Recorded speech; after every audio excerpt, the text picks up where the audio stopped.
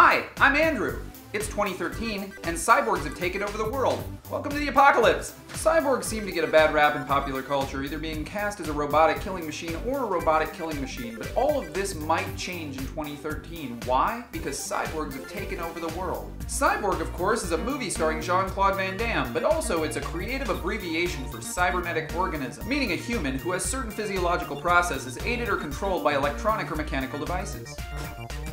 Try saying that 10 times fast. Sound familiar? Well, it should, because the machine that you're watching this video on right now is an extension of your brain that you use to store phone numbers, memories, and extend your knowledge base. What I'm saying is, you are a cyborg. It's not an upgrade to your phone, it's an upgrade to yourself. But don't take my word for it. If you want to hear someone smarter than me talk about it, wait till the end of the video and click to the cyborg stream. Or, if you're tired of hearing my voice, you can look down in the description for the link right now. But if you're still not convinced and your version of cyborg is more like this, or like this.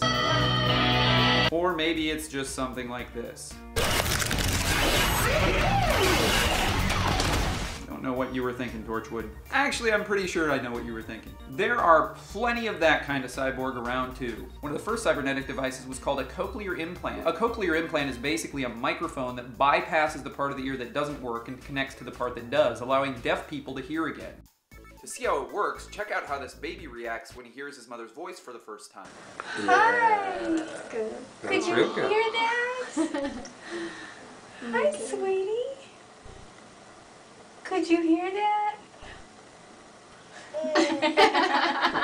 Such a cute cyborg. But the cyborg that we're here to talk about today is Nigel. Nigel lost part of his arm in a work accident several years ago, but thanks to science, he now has an awesome looking robotic arm. Check this out. This is the Bionic V3. This is key grip.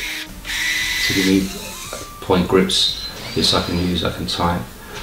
And it has a wrist on it. And this is all controlled purely by two muscles, one on the outside and one on the inside of the arm. As you can see, it's a really nice piece of equipment, and I love it. He can open lids, carry groceries, and even do this. There is no need for apprehension. I intend no harm. But to give Star Trek credit for something other than inventing cell phones, iPads, and Will Wheaton, cybernetic implants weren't always a negative in the Star Trek universe. Geordi LaForge had a visor and later optical implants, and Jean-Luc Picard had a robotic heart the entire series. That's not even a joke. I know way too much about Star Trek. And of course there was 7 of 9, who continued the age-old tradition of humanizing machines by adding boobs to them. Really big boobs.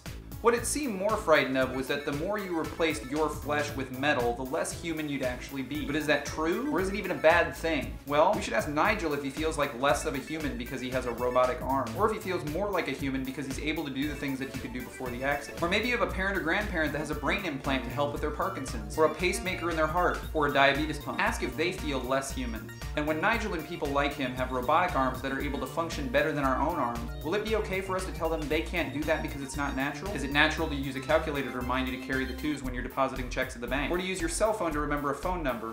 Or to use the internet instead of memorizing all of your books? And how exactly will that be different when instead of being at your fingertips, these tools are in your fingertips? These aren't things that we'll have to think about in the future. These are things that we should think about now because it's happening now. The Blade Runner ran in the Olympics. People are able to see and hear now because of cybernetic implants. It's no longer science fiction, it's science fact. And your own personal definition of cyborg doesn't have to change, but your perception of them does. Because you've already been assimilated. Cyborgs are our parents, they're our friends, and they're us. And they've already taken over the world. Welcome to the apocalypse.